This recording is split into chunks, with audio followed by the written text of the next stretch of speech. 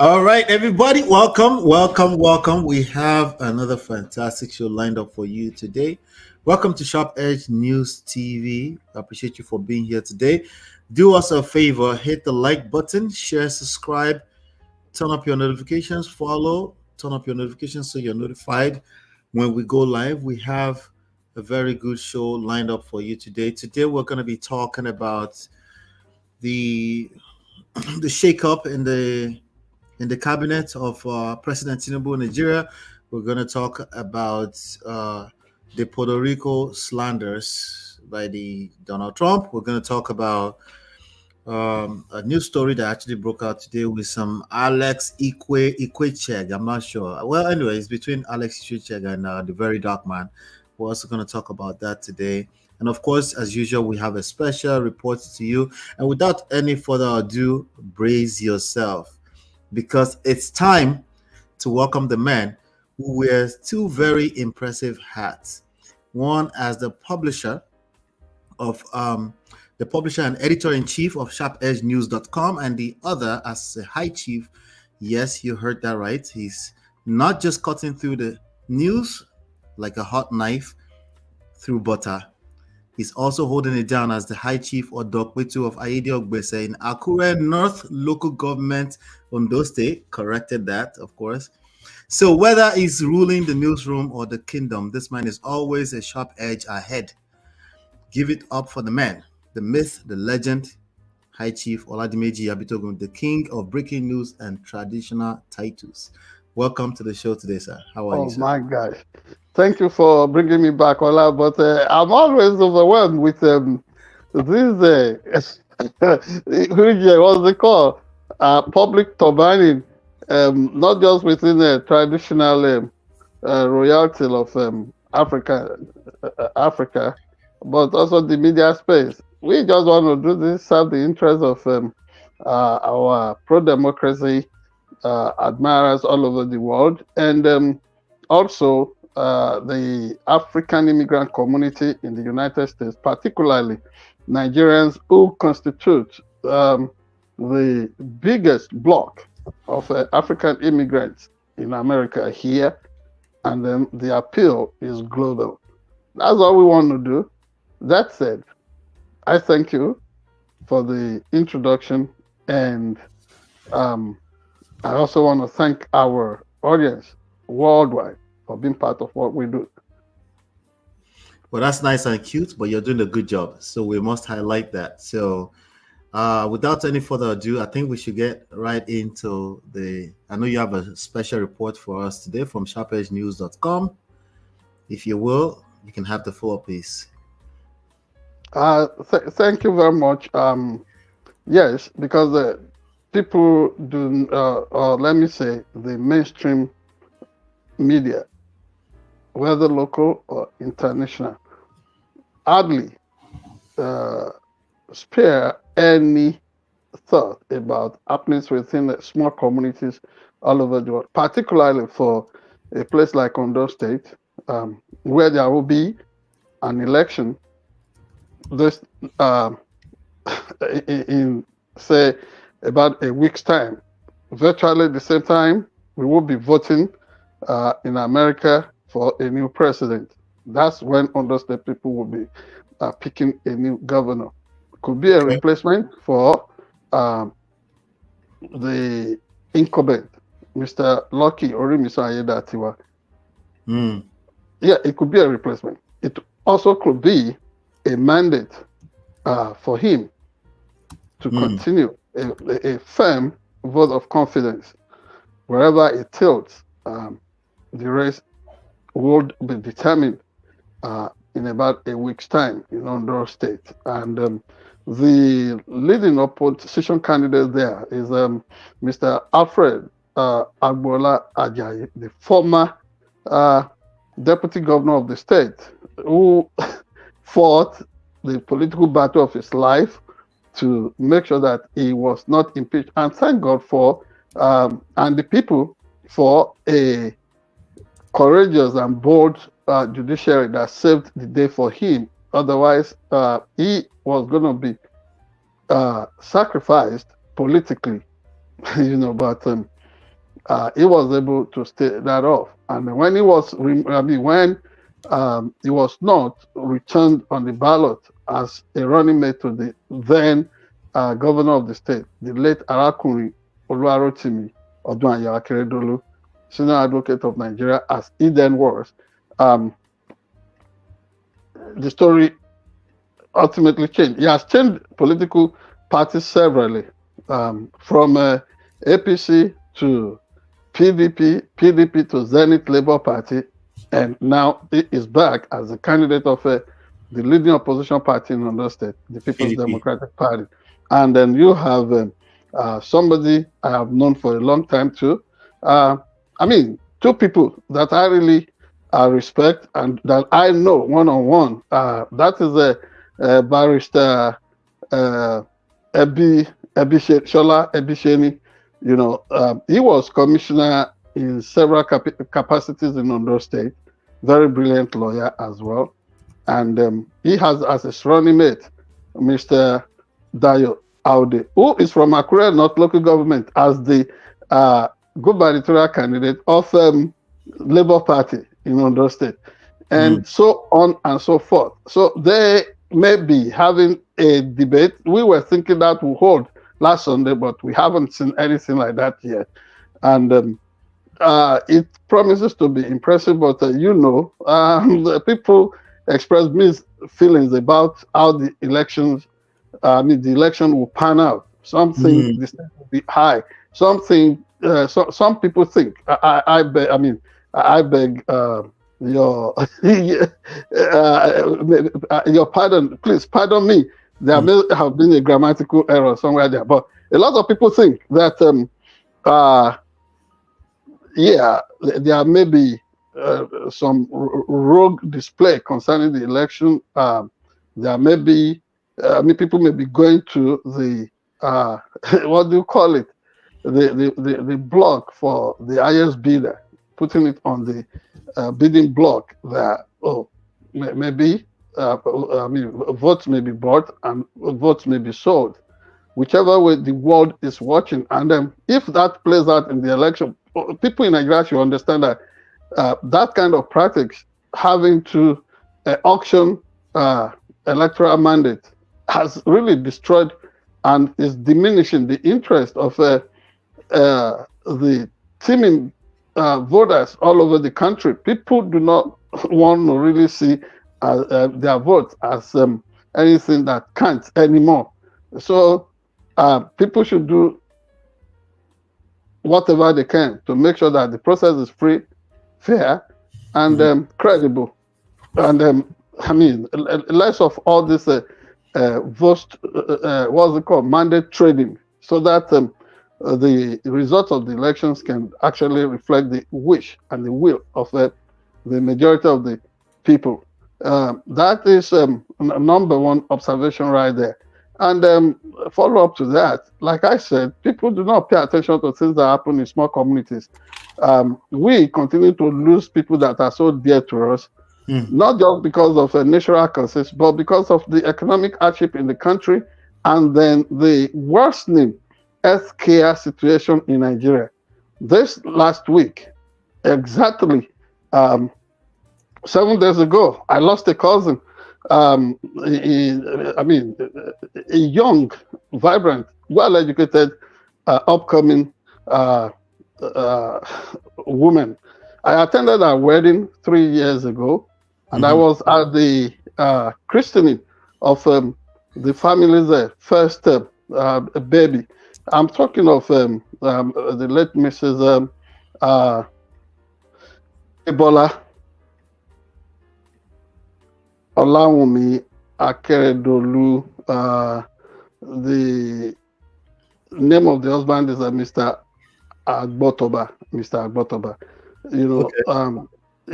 She studied, and then Agbotoba happens to be a well-known correctional officer in Nigeria. They were building their life gently, and then Adebola was carrying a baby, was pregnant with her second baby, but she developed ulcer and complications of typhoid.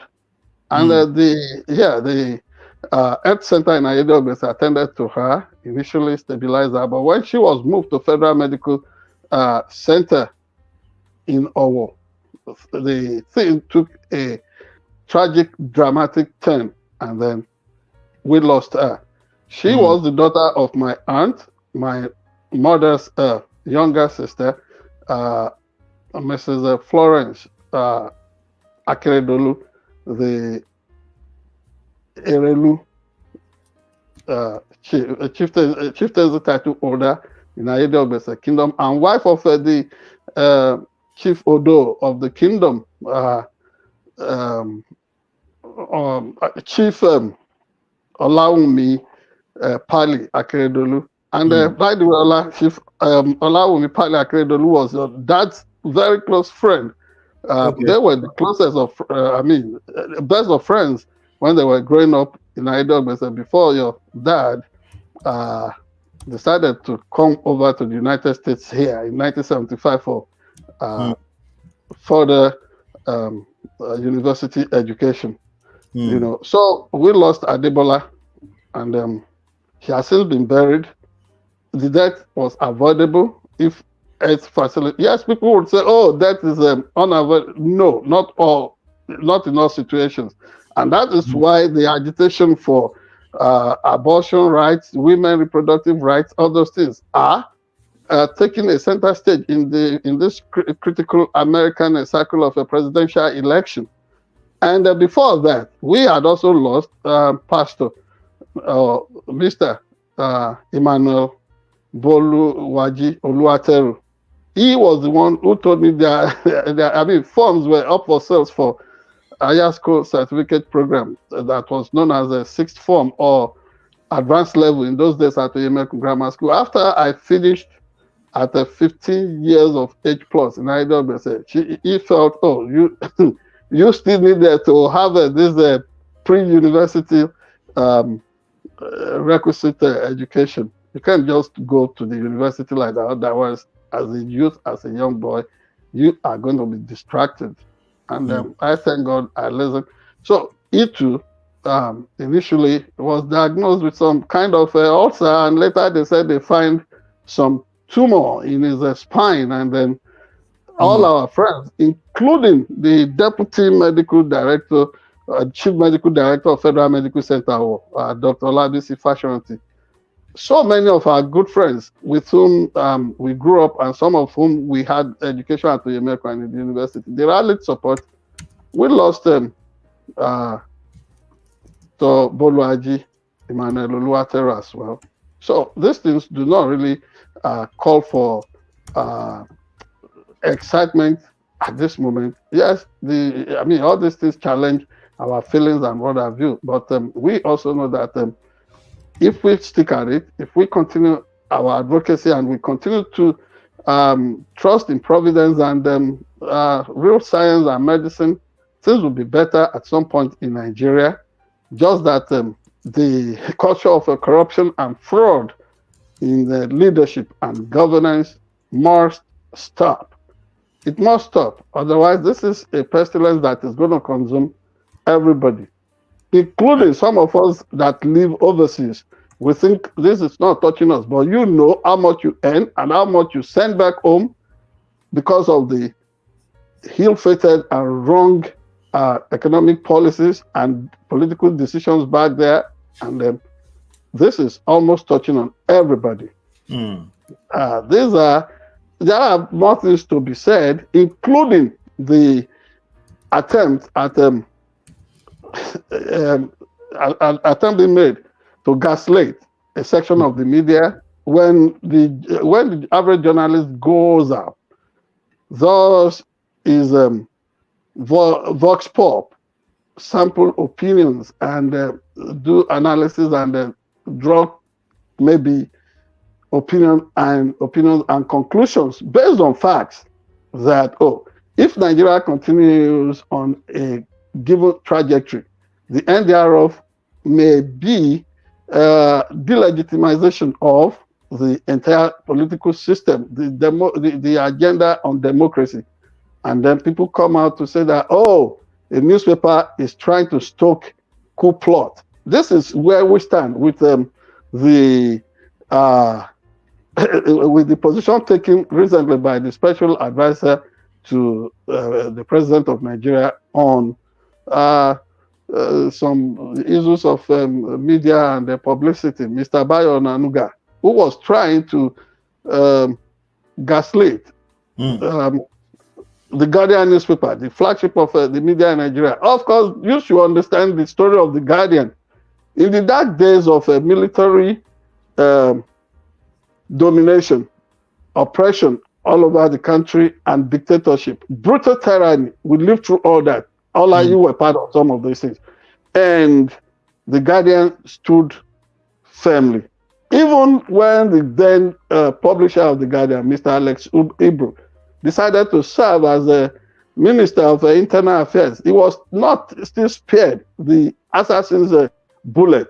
You know, they went for him because of the advocacy, the strong advocacy of the Guardian at that time. And people like Dr. Reuben Abati were there. People who have become so famous in the media industry in Nigeria, like Mr. Ikwechegh Motosho, who is today the Commissioner for Information in Lagos, they were all at the Guardian. And so the Guardian at the time was also under lock and key from the military. So if such an institution that joined all of us in making sure that democracy returned to Nigeria, you know what the cost for the then publisher of the Guardian, Mr. Alex Ibru, you know, assassin bullets were aimed at his eyes, and he almost died, and he lost an eye to the assassin's bullet. And today, is it not preposterous? Just because the Guardian has done, or a reporter at the Guardian has done a thorough, empirical, detailed news report on the feelings of Nigeria about hunger and despondency and disillusionment about the current democracy, and then they said the Guardian is stoking coup plot. This is really sad. And you find what they are doing to even the diaspora Nigerian media. You see what they have tried with Shola. I'm trying to remember. It's like Shola Badero, the guy that runs the Mayegun Diary Politico in Scotland. Almost a shakedown. And that was spearheaded by so-called the Alaroye Yoruba newspaper. And today, Alaroye thinks because it is it's a section, what's it called? I don't want to use a derogatory or demeaning expressions like vernacular or local whatever, but that because it's a Yoruba ethnic or tribal newspaper published in Yoruba language. Yoruba has over 50 million people, natives. All of us who speak Yoruba, we are more than 50 million. Whether in Southwest Nigeria, Togo, Republic of Benin, Brazil, Cuba, and the world over, Trinidad and Tobago, because of, you remember, the transatlantic slave trade, the Middle Passage.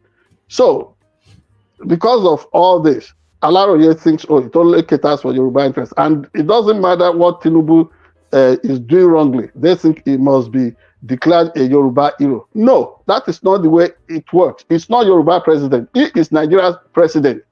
And some of the policies are not even working for Yoruba people. So when they are called out, you don't go out to gaslight anybody or media organization. After all, if the political space is fixed, it will benefit all of us, including Mayegun Guardian, SharpEdge News, Man of Prestige, and everybody, all of us. That said, let me yield so that we can launch out to the detailed analysis ahead of us. Absolutely. Thank you so much. Thank you. That was the SharpEdge News report, SharpEdgeNews.com report for the week. With that being said, we do have some other trendy stories around the world. We're going to talk about that. So hold tight, hit your like button, share, subscribe, follow, turn up your notifications so you're notified when we go live. Next on the line, we're going to be talking about the Nigerian shakeup in the ministerial cabinet. So stay tuned. We'll be right back.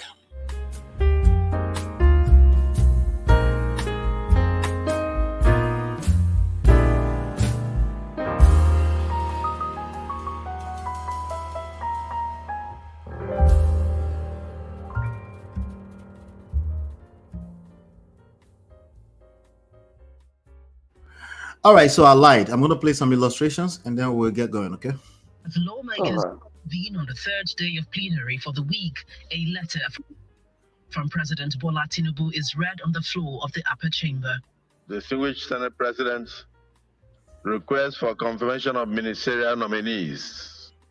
I am pleased to forward to the Senate the underlisted 7 nominees for confirmation as ministers of the Federal Republic of Nigeria. The request, which comes barely 24 hours after their nominations, is referred to the Committee of the Whole for legislative action as soon as possible. Those again say nay. The ayes have it. All right, so what we're talking about today is the shakeup in the ministerial cabinet. What we're finding out is that your favorite person, Miss Uju Kennedy, has been displaced. And then also I do not know what you've been. If she was my, if she was my anyway. Well. So then also the young lady, 35, 36 years old, Betu Edu, was accused. Yeah, she's Beta Edu has been finally, I guess, her displacement has been finalized, I guess. So can you tell us what you can tell us about this shakeup? A lot of people are frowning at it and say, in the middle of Nigerian struggle, this should be the last thing they should be thinking about. What says you? Oh, thank you very much. Yeah, so I received the fact that Uju Kennedy was dropped as Minister of Women Affairs. With mixed feelings. I do not know her personally, but I am aware of some certain things that she has done while in that office. And like I've said, at the time, I was one of the leading reporters on Women Affairs or Women Affairs beat. And in those days, they thought we were just too much in terms of covering affairs relating to women in Nigeria, and setting that ministry up since the time of the Plus Beijing thing way back in the early 1990s, and the ministry getting so prominent under the administration of General Ibrahim Badamasi Babangida, with the introduction of a better life for rural women and all those things that all those things that were advocated by people like the late Mrs. Miriam Babangida and Dr. Maria Shokenu. Whom I was unfortunately she died in a plane crash. I was very close to her. The famous rights activist, Dr. Tunji Abayomi, who is now the pro-chancellor at Adekunle Ajasin University, Adekunle Ajasin University, Akumba Akoko, introduced me to the late Dr. Maria Shokenu. Remember, she was MD of People's Bank, while the late Dr. Tashola Ani was the chairman of the bank. But what I'm saying is that that place was set up to not just to liberate the women who constitute majority of the folks in Nigeria, the eaters of wood and the people you would call the drawers of water. So since Uju Kennedy got there have been one controversy or the other. But the one that really baffled me most was when she was really in the eye of the storm for setting up certain programs that funded things for the First Lady of Nigeria. I do not know, I do not have that as a fact, if that will constitute the grants for our discharge. Because what what the administration is very deliberate in the choice of words that they've been discharged, not calling it dismissal or removal.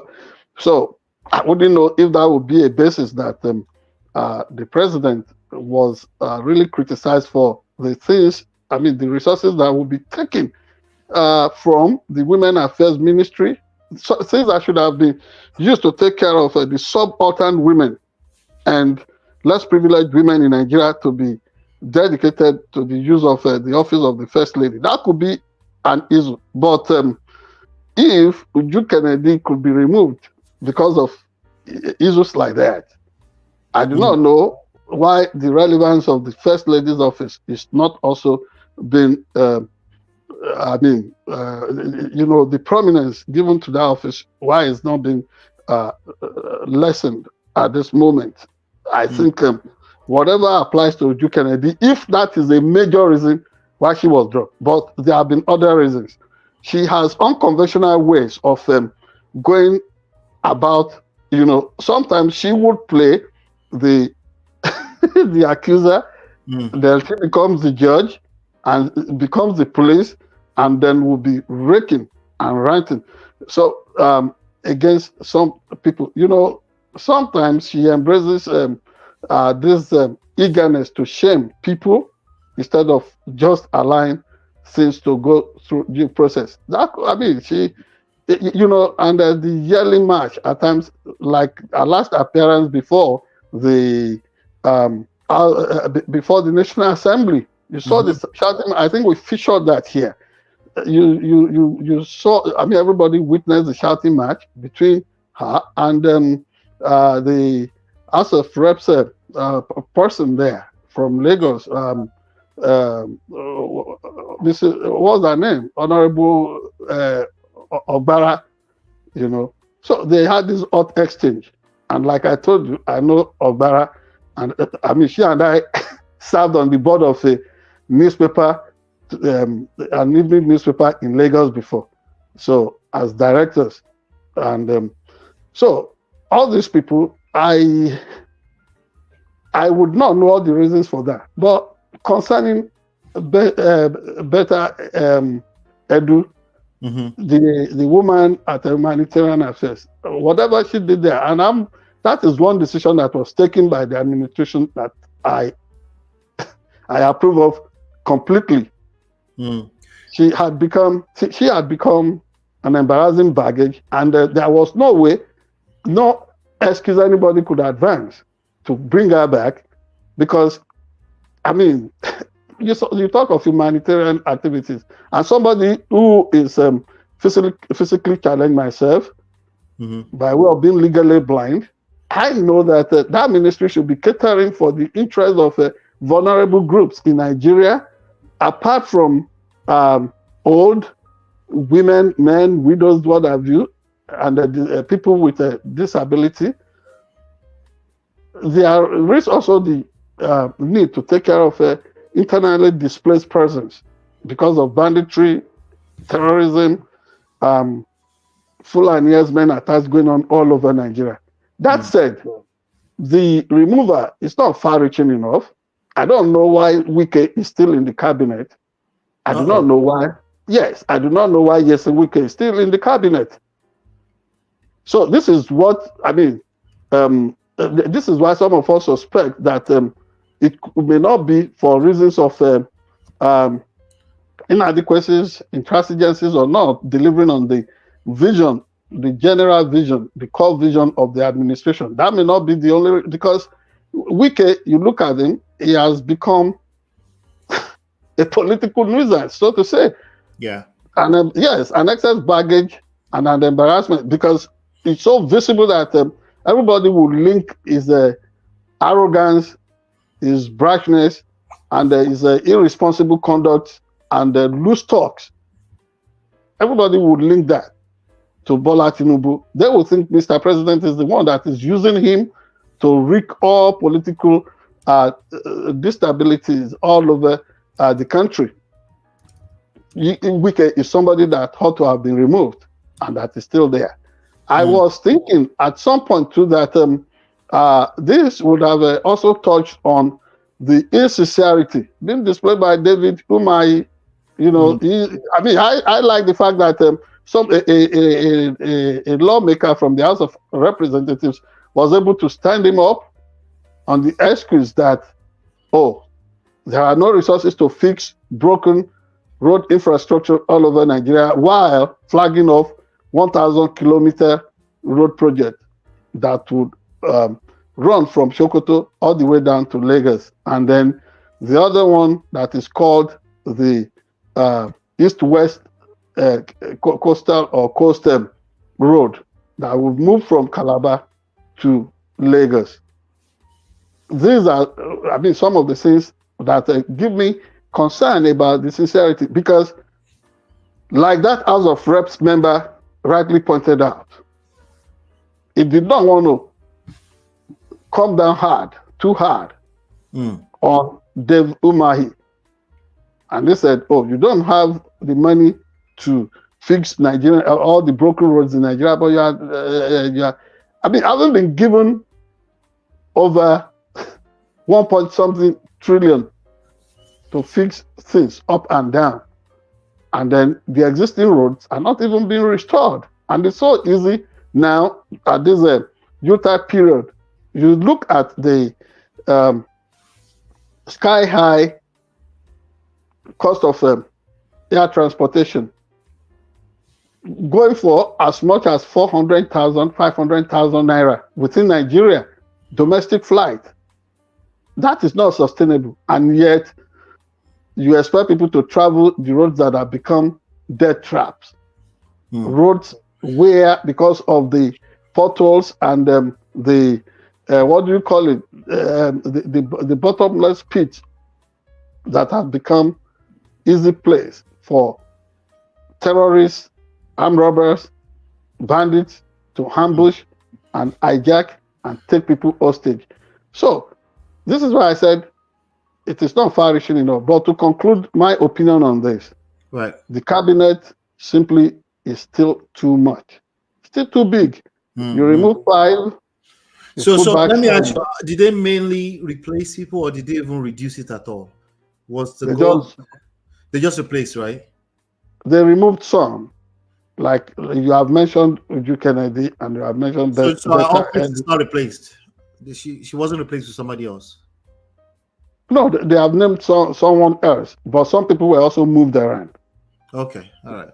Yeah, and for example, they have collapsed the separation that they had between tourism and Ministry of Tourism, then the other one for arts and culture. Now they come together, and like a Ministry of Sports or Sports Development, it's no more there. They have that as a National Sports Commission. That was the designation that was there.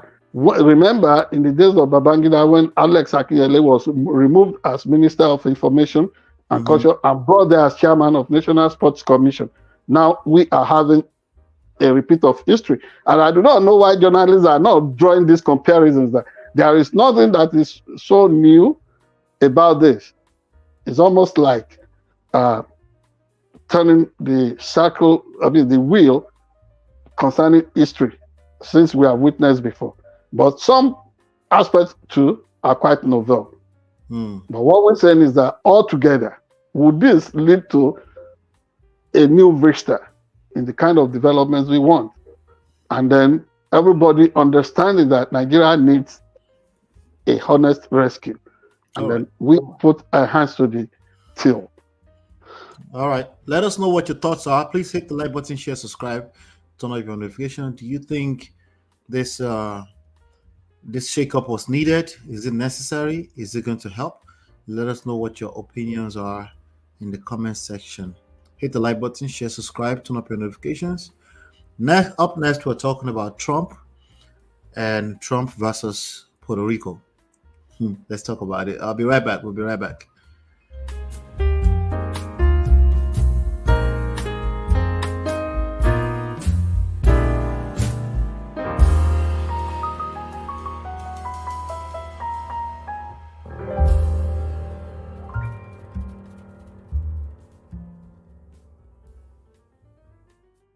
All right. So as you know, the race to the White House is on and popping. We're about 7 hours and 3 hours away. 7 days and 3 hours away from the day. So, but there's been an uproar in the last 24 hours or so, and there's been an increased attack, as I suggested last week, from the Harris camp towards the Trump, particularly because of this issue. You need to play the game, But there's the event at the Madison Square Garden yesterday. Right. So let me read this for the people that are catching up with us. So there's a report on AP News, and it says, and I quote, Democrats stepped up their attacks on Donald Trump on Monday, a day after a comedian opening a rally for the former president called Puerto Rico a floating island of garbage. A comment that drew wide condemnation and highlighted the rising power of a key Latino group in the swing state of Pennsylvania. Vice President Kamala Harris described Trump's rally Sunday at Madison Square Garden as more vivid than usual and said he fans the fuel of hate before she flew to Michigan for a campaign event. President Joe Biden called the rally simply embarrassing. Oh, so Uncle Joe is still awake. In a rare move, late Sunday, the Trump... please be careful. Why would you interject if Uncle Joe is still awake? You are not Donald Trump. Well, it's not me that's saying it. I'm telling the Trump people because that is part of I know. I know. Thank you. He's awake. Sorry, he's talking. Every time I see a comment from him, is just to to push the rhetoric. He's doing great. Yeah. So, and then I quote the garbage. He spoke about his polluting our elections and confirming just how little Donald Trump cares about Latinos, specifically about Puerto Rican community. But anyway, that's what's going on with that one. I didn't really follow through with the polls, but let me give you a cherry news concerning the polls. Yes. For example, where we stand today, about 44 million of us Americans have voted so far. Early vote. 44 million. That represents about 30 million. No, what am I saying? That represents about 30% of those of us that voted early during the last presidential election. Okay, and so this is like 30% million voted last time. No, what I'm saying is that this represents 30% of the total expected number of votes in this presidential election. Yeah, and guess what? In Georgia, more than 2.1 million people have already voted. And this is like 60% more than what it was the last time. The excitement is in the air, and everybody, either ways you look at it, whether you are pro-Trump or you are pro Kamala Harris, the excitement is there. Now, some people already want eager to want to give it to Kamala Harris, but please let us subdue the excitement because it is still statistically tied. Yes, it is still statistically tied. But people are saying she has bumped ahead. But we say no. And everybody in the pro-democracy media circle should take a cue. A cue from what they themselves are doing in the Kamala Harris and World's campaign group. that no excitement about anything. Just go out there, vote. Whoever you like, you vote for. It may be Trump, it may be Kamala Harris. Just go out there and vote. Just say Don't something. celebrate. Yes, don't celebrate the victory before it's delivered. That said, you're talking of that loose cannon called a comedian on stage that was enjoying his 5 minutes of fame that has now turned to eternal hours of shame.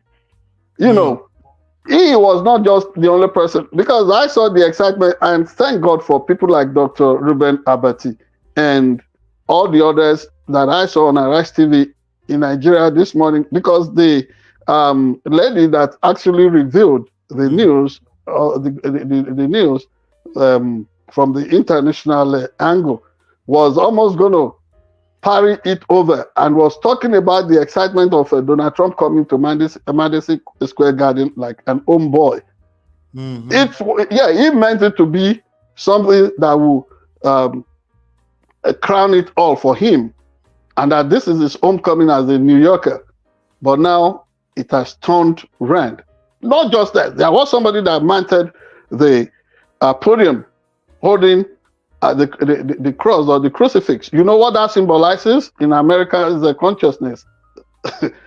It's almost like KKK being on parade, Ku Klux Klan. Being on, so there is no guardian rail anymore, like General Kelly warned. And you find the star power now coming all out for Kamala Harris and anybody that is really reading between the lines, whether she wins or not. At least, like I told you, this is not just a referendum on whether we would tolerate a loose cannon like Donald Trump in the Oval Office. What this symbolizes is also a referendum on our character as Americans. That, okay, so Americans will be this will be this permissive to allow a man that has been convicted with 34 felony counts to come back to the Oval Office, that we will allow for somebody who will prefer others being eased out and being carried out as if this is Hitler's Germany. I mean, to come back, somebody that will treat any other person with utter disregard. And things that have been said about veterans, people who laid their precious lives there to secure liberty and safety for all of us. Is that the kind of person anybody will want back there? But you know, I'm not a campaigner. My job as a journalist and somebody. I like how you did that. Like, you came back. Yes. Like, wait, you know, I'm not a campaigner. Yes, I know. I'm not good about that, but I'm just trying to remind what is at stake in this election, and the attacks on immigrants, and somebody promising that he would deport like no one has ever seen. And you find that people in Nigeria are jumping all over. Oh, he has good economic whatever. I said, do you think America? Excuse me. You think America is distribute money? No, beyond that. Okay, look at the gimmick that was introduced by Elon Musk. You do this, you get $1 million. Thinking that this is Africa?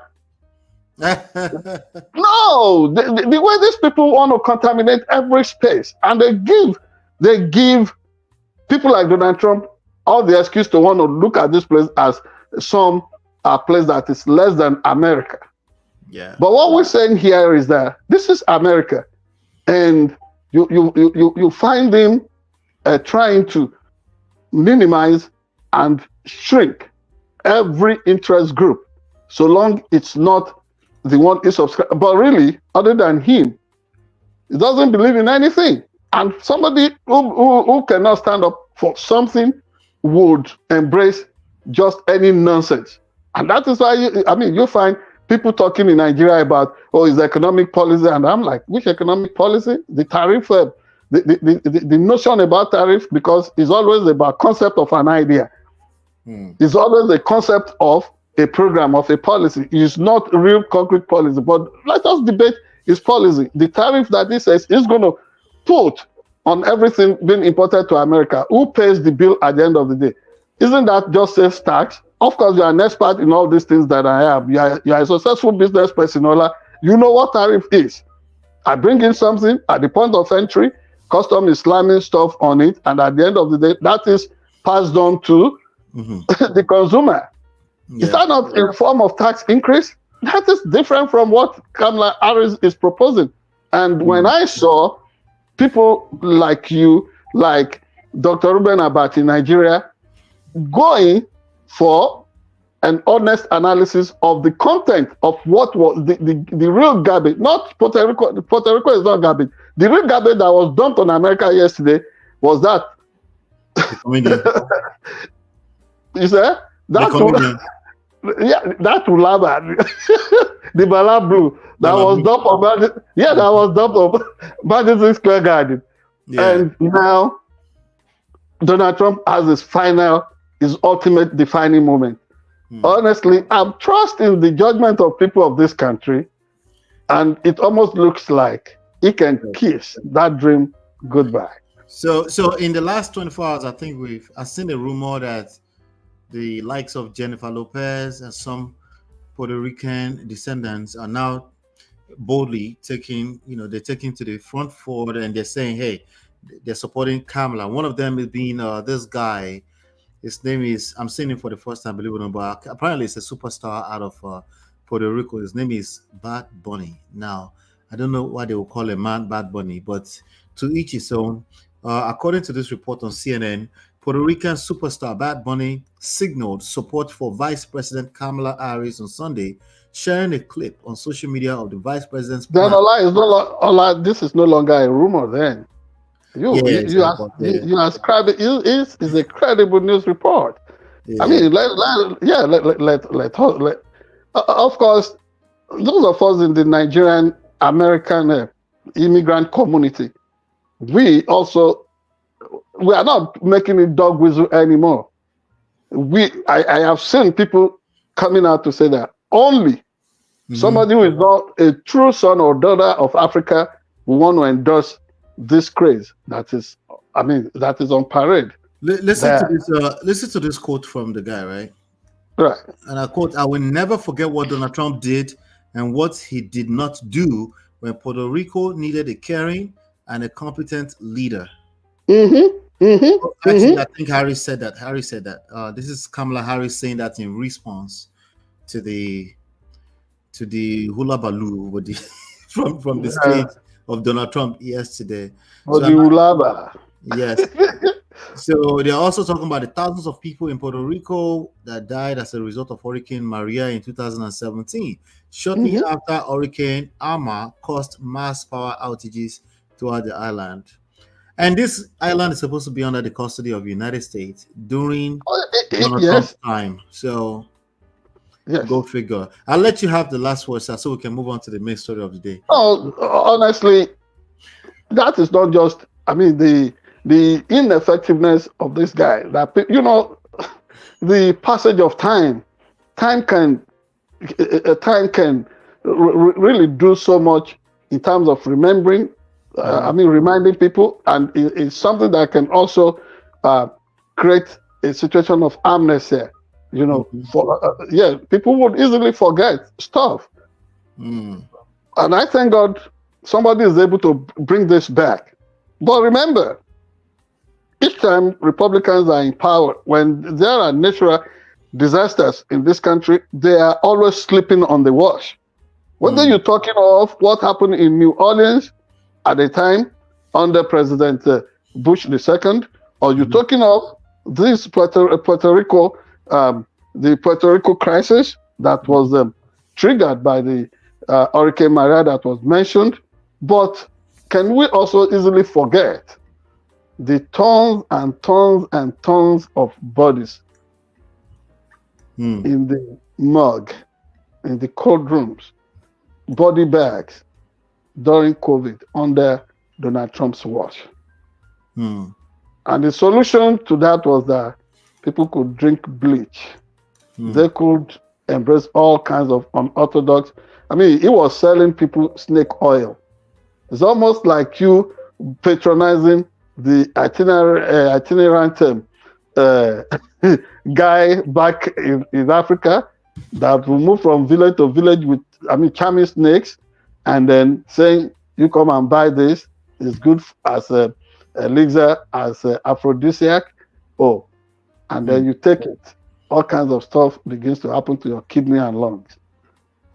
We don't need the political space to be poisoned any further. All right, great. Thank you so much. Do us a favor. Let us know what your thoughts are. We know you don't back off from opinions about Donald Trump, Harris, and the election race. Let us know. Funny enough, nobody has asked me who I'm voting for, but let's leave it at that. Let me also ask you: have you voted, or do you intend to vote? Have you voted, or do you intend to vote? By this time next week, I would have voted for Kamala Harris. That's who I'm voting for. People ask and me. My own ballot has already been shipped in the mail. So okay, good. So people, I don't shy away from saying that. Why? My reason. There's still just too many variables, right? But my two reasons, for two reasons. We need a new generation of leaders across the board. Either we're talking about Nigeria or here. Number two is character matters. So I was a big fan of the apprentice Donald Trump. Like everybody else, I was but television is different from real life, man. It's different.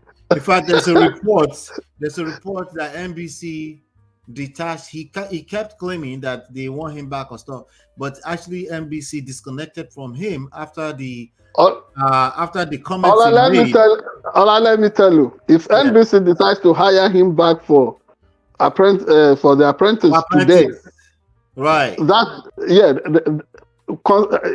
Including the parent company GE and NBC itself, everything you will see everything cascaded. People will resign, and really, the line that he continues to, "You are fired," and it's not even his line. It was a script.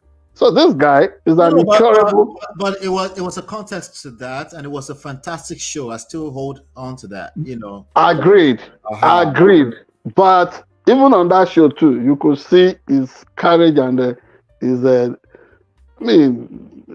It was cool. That's what businessman is supposed to be. I was just telling you how I got rid of some people before we jump on the show. That's what you have. You have to make tough decisions sometimes. Yes, we do that. We all do that. We take tough business decisions, but again, it must be done with humane face. I agree. Yeah. So he was trying to make this whole case that NBC wanted him back, but I think those ones clarified that actually after his comments during when he started running in 2015, they actually disconnected from him completely. And since then, there's been quite a few disconnects from the Trump outside of political or whatever. There's been quite a few disconnects from the Trump brand itself. That's right. He fails right now, you will see everybody's going to start dropping him. They will start dumping him like a bag of shit. That's what's going to start happening. Pardon that expression. Sorry, pardon my French. Sorry.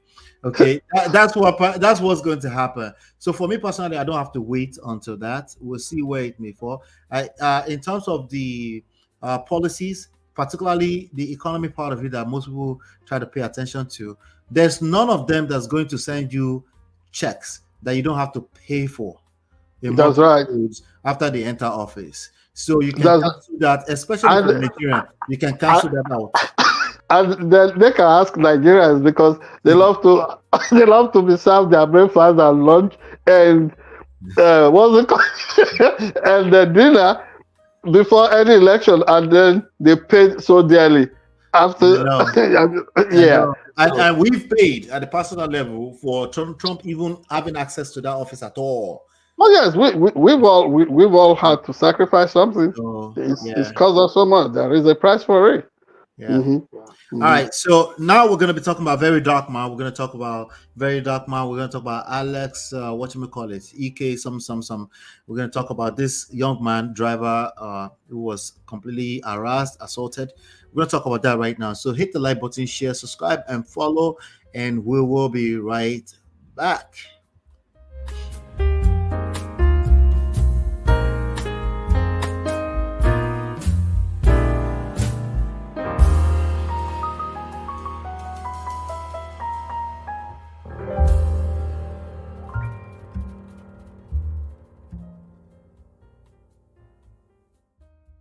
Okay, so sorry again. I lied again, but I was able to pull up the information while we're doing the show. So I'm going to play this video and then we'll talk about it.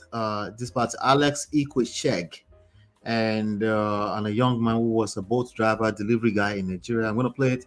Let's just listen carefully and then we'll talk right after. Do you know who I am? I don't want to listen. Just tell me everything. So you think I will give you my money with the way you have spoken to me? I did a job for you and you have to pay it, sir. You will not see any, you will not see a penny from me. With this level of disrespect, you're very stupid. Very, very stupid. Madam, who is this stupid boy that you sent to my house? Who is this foolish boy that you sent to my house? How can this stupid idiot come to my house and tell me that I'm supposed to come and meet him in his car, pick up snail that I'm buying from you?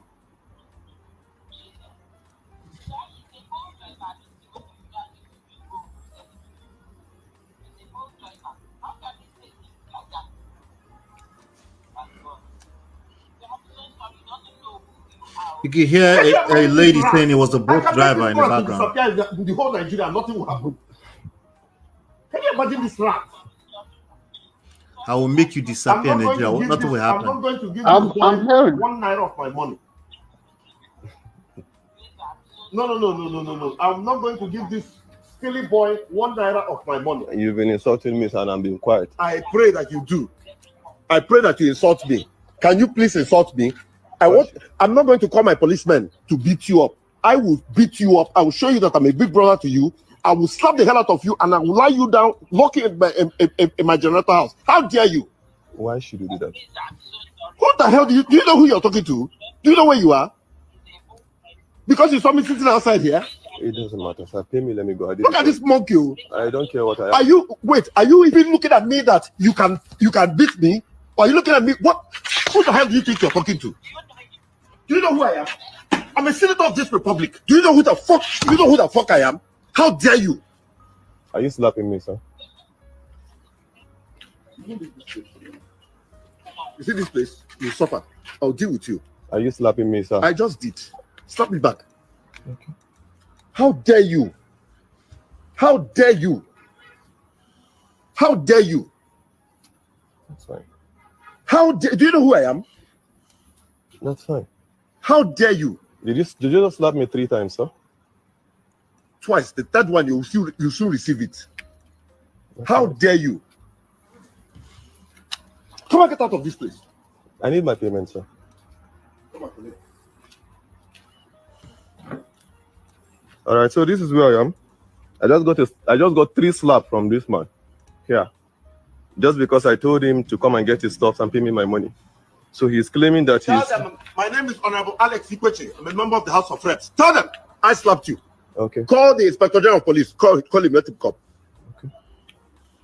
Okay, sir. Record me very well. All right. That's nice.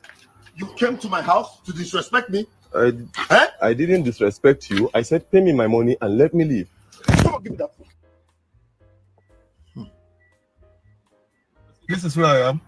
I'm actually with one man. He said I got a request to bring delivery to him.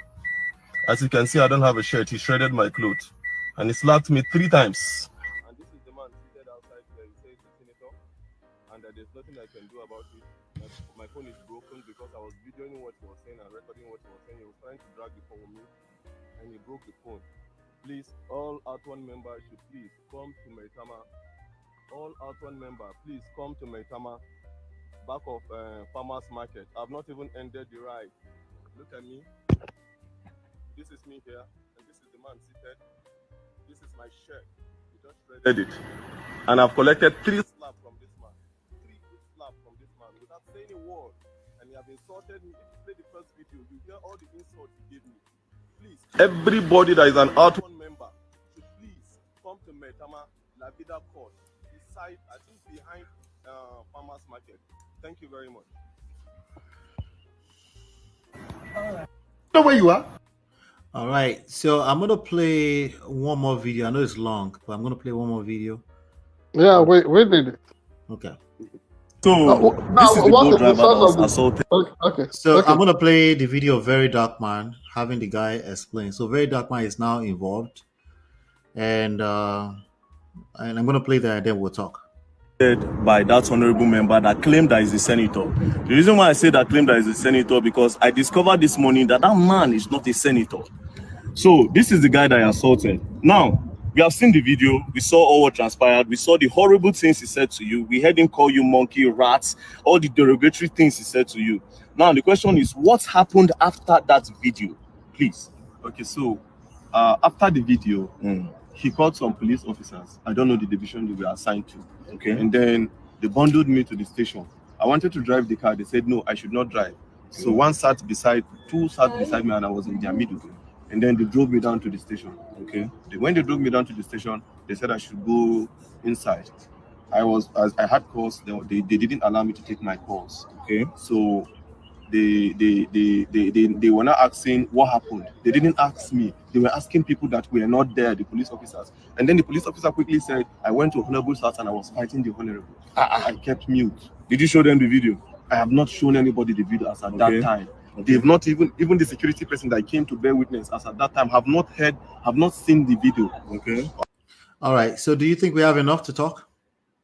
Yeah, we'll just talk briefly. Let me just say that this so-called member House of Reps, apart from falsely claiming to be a senator of the Federal Republic, yes, should go down. And we are in this fight together right now. You see, this is reminding me of how the Libyan so-called strong man, who indeed ended up being a weak man, Muammar Gaddafi, how he ended his life. When you wake up, not just Muammar Gaddafi, Saddam Hussein, when you look at citizens of your country because of your privileged position, something that should be humbling, and then you call them all kinds of rats. I mean, all kinds of names, rats, monkey. So you see the way the Federal Republic is working for Nigerians. This person is so undeserving of any. I don't know why anybody is calling him honorable. What is honorable about this? The title of honorable is something that it should only apply to people that are deserving of it. This guy has acted with so much dishonor. Look at the politeness. Oh, I'm so proud of this young man. Ola Place. Look for him. I mean, trace his address. Whatever we can do, he has to receive a gift from us. I like his demeanor. I like his composure. I like his courage. I like his courage, his boldness under fire. His name is now being represented by the Fanyeju and partners, of course, by way of Very Dark Man. His name is Mr. Stephen Abuasheye. Abuasheye. Okay, there's a T in between the what. So that's his name, and there's a letter here that says we hereby write this petition against. They still call him Honorable Alex Mascot. And people should be people should be signing petitions right now, calling on the Speaker of the House of Representatives of Nigeria to walk this dishonorable man out of the hallowed chambers. And he does not deserve any place. And protests should begin all over the world against him. and embassies anywhere, all over the world, the respectable ones, not the people who tolerate and indulge African leaders in all these kind of things they do to, to violate their citizens. No, this guy was on an honest mission. He was committed to dignity of the labor that he was pursuing.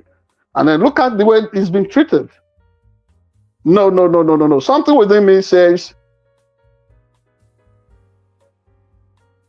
all those whatever he has called that guy should return to him. Look at the flagrant and then the policemen who went on that mission. They should understand that they went on a mission, on a suicide mission of their lives. All of them should be given orderly room trial for arresting a citizen that has not violated anything. And please, everybody at this moment, this should tell us, have your camera on. Have whatever you can do, whatever you can wear on your body to protect yourself from the shenanigans, excesses, abuses from people who are in authority, not just because of anything. Votes that are bought most times, mandates that are not handed, and then because they don't really have any honor. Even amongst thieves. So wrote Jeffrey Archer, the famous British, now discredited writer and lawmaker, member House of Lords. Even amongst thieves, there is honor. Honor among thieves is a title of a book written by Jeffrey Archer.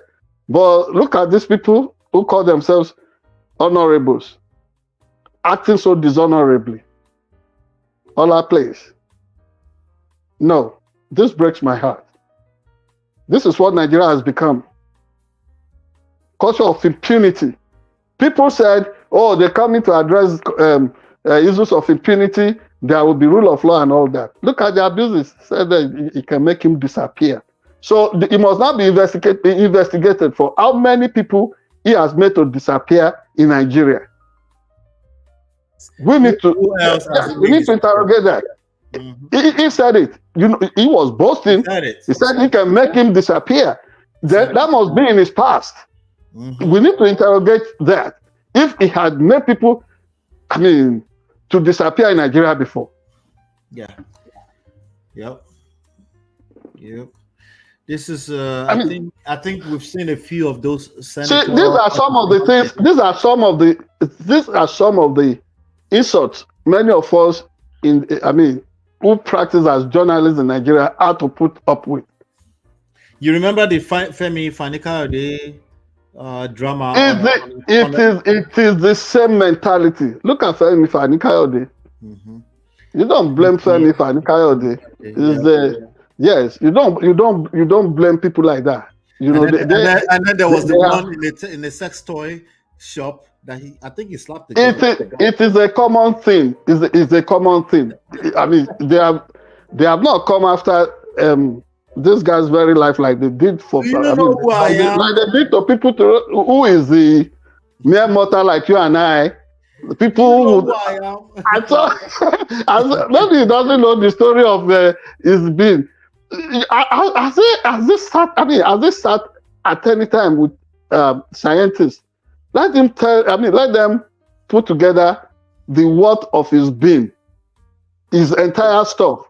When it dematerializes, when it's compressed to some what's it called, biochemical stuff or compound or whatever, it's not even worth $100. Yes, the entire human being that you see, all of us, we carry ourselves as we so, which is why most of the religions may be right. They say from ground or from soil you come from, and you will return to that soil. So what he said is that he didn't bring the whatever he was delivering to him. To him. That look at that by the car, and he should come and live and serve in America. Oh my show, this is sad. But The attitude of indolence that makes them to access easy money, doing nothing, and he will rot away like that. And when he dies now because of inactivity or having nothing to do, he will be blaming the witches in the village and all that. Such a lazy bone. He's a lazy. Look at him. Yeah, look at him. He sees himself as a more than mere mortals like us. We all he sees himself as, oh God, look at him. I'm just laughing. Terrible. And in your kidney war, man, what it's a sad video to watch. A small part of trace him and send this clip to him. Send this clip to him. A small part of me wish that boy beat the hell out of him. No, the boy that would have lost the battle. I know. It's just a small not seeing himself as not being energetic as a youth anymore. That boy would have demolished him with one punch. It's called one blow. Did you hear him say, "I will tell you that I'm your elder brother"? My elder brother would not also disrespect himself. This is the mindset. They bring it into marriage talk. They bring it into the relation on TikTok. Everywhere.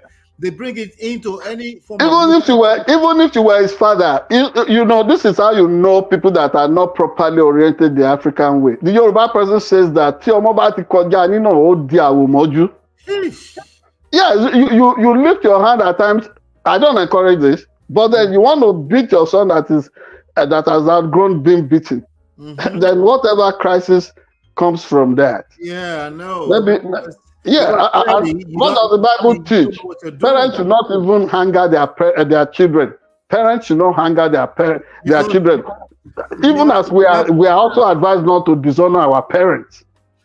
If you have to do that, clearly you don't know what you're doing. Yeah. You would know that this must have been a family dictator, a tyrant in his family. So a lot of people are trying. The children will not have any opinion. A lot of people are trying to extract context out of what happened before you started filming. That guy said, with the way because he started the video with the way you've been disrespectful to me, he refused to give him money, something like that. But he went on to mention that he wanted him to come to the car. It also stands to reason. Some of these boat drivers, Uber drivers in Nigeria, they break. If they break the rules of engagement, some of them have been known to disappear without trace. Yeah, but then that's why you have reviews. That's why you signed a contract with the app when you ordered from that app. And that is why he sat in his car gently said, "Come and take your package." And now, it stands to logic and reason to understand that when he saw that the thing was aggravating, the situation was aggravating, probably that's why he decided to switch on the recorder. Right. You have no right to assault, and the moment you assault another person, all your rights have gone through the window. That's it. Thank you for. I don't care what happened before that point. The moment you feel the need to raise your hands against another person, I take strong obsession. Strong objection. I take strong objection to the reckless, abusive, uncouth, and inappropriate language use on that poor gentleman. I'm not using the word poor. I just mean that humble gentleman. Yeah. This so-called lawmaker is a lawbreaker. He deserves a long time in prison, and he also must be sued for damages. Well, this is where gross violations. This is where we find very dark man useful. He should keep it going. He needs to keep it up because unfortunately, it's been savaged because of the issues involving Bob Risky. He's gonna learn. In life you don't also have that will be ups and downs. So kudos. It's a nice report. So because a lot of people are getting comfortable with sharing this kind of stuff with him in his DM. So I think we can encourage, because those people need to be held accountable. These people that think they can abuse power anyhow. Anyway, thank you so much, everybody. We I guess today we're over time, 15 minutes. It's okay. Let's just it's worth it, because this revealing video would challenge our humanity. And Nigerians must be told there must be respect for the dignity of the person and dignity of labor.